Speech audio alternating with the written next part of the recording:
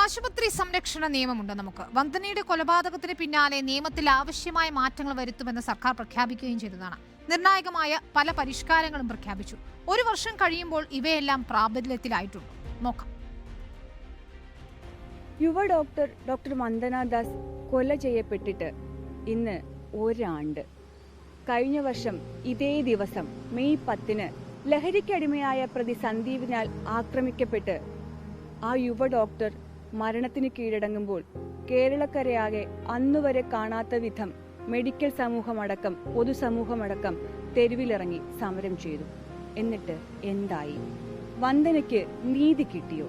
വന്ദനയ്ക്കൊപ്പമുള്ള യുവ ഡോക്ടർമാരടക്കമുള്ള മെഡിക്കൽ സമൂഹത്തിന് നീതി കിട്ടിയോ? അതൊരു ചോദ്യമാണ്.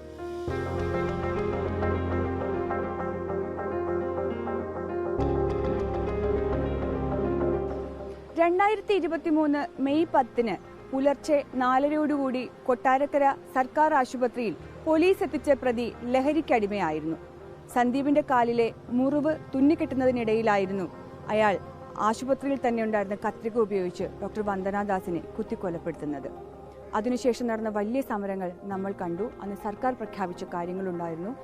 സർക്കാർ ആശുപത്രിയിലേക്ക് കസ്റ്റഡിയിലെടുത്ത ഒരു പ്രതിയെ കൊണ്ടുവരുമ്പോൾ അയാളുടെ അപ്പോഴത്തെ മാനസികാവസ്ഥ അനുസരിച്ച് സ്വീകരിക്കേണ്ട നടപടികൾ, ഡോക്ടർമാർക്ക് സുരക്ഷ ഒരുക്കേണ്ടത് എങ്ങനെ, മുഖ്യമന്ത്രി പിണറായി വിജയൻ അടക്കം സഭയിൽ നൽകിയ ഉറപ്പുകളുണ്ടായിരുന്നു. ഡോക്ടർമാർക്ക് സുരക്ഷ ഒരുക്കും, CCTV ക്യാമറകൾ സ്ഥാപിക്കും, കാഷ്വാലിറ്റിയിൽ CISF മാതൃകയിൽ പോലീസിനെ വിന്യസിക്കും, police outpost, aid post എന്നിവ സ്ഥാപിക്കും എന്നുള്ളതായിരുന്നു. പക്ഷേ ഇതൊന്നും തന്നെ ഈ ഒരു വർഷം കഴിയുമ്പോഴും, വന്ദനയുടെ മരണത്തിൻ്റെ നോവാറാതിരിക്കുന്ന ഈ ഒരു വർഷം കഴിയുമ്പോഴും നടപ്പാക്കിയിട്ടില്ല എന്നുള്ളതാണ് യാഥാർത്ഥ്യം. പക്ഷെ ഒരു കാര്യമുണ്ട്, വന്ദനാദാസിൻ്റെ മരണശേഷം വന്ദനാദാസിൻ്റെ പേരിൽ തന്നെ ഇറങ്ങിയ ആശുപത്രി സംരക്ഷണ നിയമം, അതായത് ഭേദഗതികളോടെ ഇറങ്ങിയ ആശുപത്രി സംരക്ഷണ നിയമമുണ്ട്.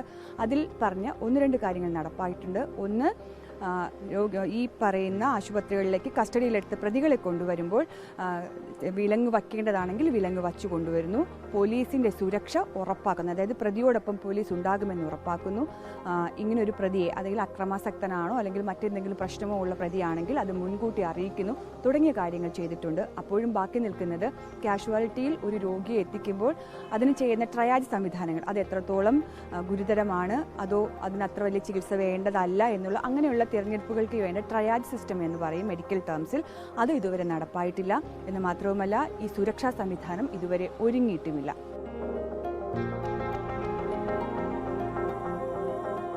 സ്വപ്നങ്ങളൊക്കെയും ബാക്കിയാക്കി ഡോക്ടർ വന്ദന ദാസ് ഉറങ്ങുന്ന ഇടം.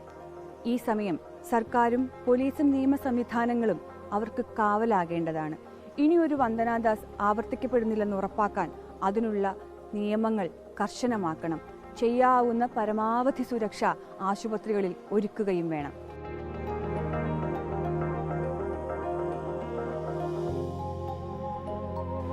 ആരോഗ്യ പ്രവർത്തകരുടെ സംരക്ഷണം ഉറപ്പാക്കാൻ ആശുപത്രി സംരക്ഷണ നിയമം കർശനമായി നടപ്പാക്കണം. പ്രതികളെ കൊണ്ടുവരുമ്പോൾ സ്വീകരിക്കേണ്ട നടപടിക്രമങ്ങളിൽ അണുവിട വ്യത്യാസമില്ലാതെ സുരക്ഷ ഉറപ്പാക്കണം. ആശുപത്രികളിൽ CCTV ക്യാമറ സ്ഥാപിക്കാൻ എന്തിനാണ് ഇത്ര കാലതാമസം? പോലീസ് എയ്ഡ് പോസ്റ്റും ഔട്ട് പോസ്റ്റും ഉണ്ടാക്കാൻ എന്തിനാണ് കാലതാമസം? ഇതെല്ലാം ഉറപ്പാക്കി ആശുപത്രി സംരക്ഷണ നിയമത്തിന്റെ അന്തസത്ത ഉറപ്പാക്കാൻ സർക്കാർ സംവിധാനം തയ്യാറാകണം. ഇനി ഒരു വന്ദന ദാസ് ഉണ്ടാകാതിരിക്കട്ടെ. ഈ കാണുന്ന നെയിം ബോർഡ് പോലെ ഒരു വീട്ടിന്റെ മുന്നിലും ഓർമ്മകൾക്ക് മുന്നിൽ പ്രണാമം അർപ്പിക്കാൻ ഒരു നെയിം ബോർഡ് ഉണ്ടാകാതിരിക്കട്ടെ. വീഡിയോ ജേർണലിസ്റ്റ് രഞ്ജിത്തിനൊപ്പം reporter PR Praveena, in reporter, Kottayam.